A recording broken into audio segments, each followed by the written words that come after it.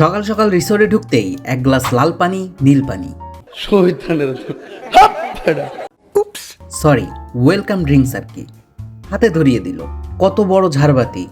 রিসোর্টের ভিতরে ঢুকতেই অসাধারণ বসার জায়গা খুঁজে পেলাম। আহা, মনে হচ্ছিল আমরা যেন কোনো জমিদার বাড়ির মেহমান। বাহ বাহ। রিসোর্টটা কিন্তু চমৎকার সাজানো। বসে আড্ডা মারতে মারতে ওয়েট করতে লাগলাম কখন রুমের চাবি বুঝিয়ে দেবে। আর তখনই শুরু হলো মহাযুদ্ধ, পাঞ্জা লড়াই। লালটু ভাইয়ের হাতের দিকে তাকিয়েই আমাদের বুকের ভেতর শুরু হলো ধুকপুক। আমরা চেষ্টা করছিলাম বীরের মতো লড়াই করতে, কিন্তু লালটু ভাই তো দা হাল্ক। আমাদের সবার অবস্থাই ছিল তখন করুণ।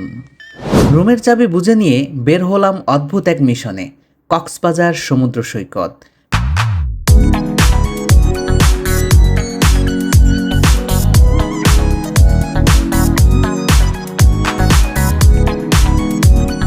বিশাল নীল জলরাশি, আর আমরা একদল অফিসের রোবট যারা পানির কাছে গেলেই পাগল হয়ে যায়।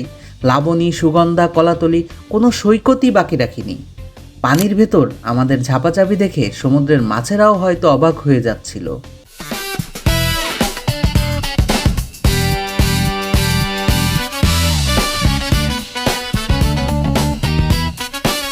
আর ওয়াটার বাইক চালানো, পানির ওপর দিয়ে ওড়ার মজাই আলাদা।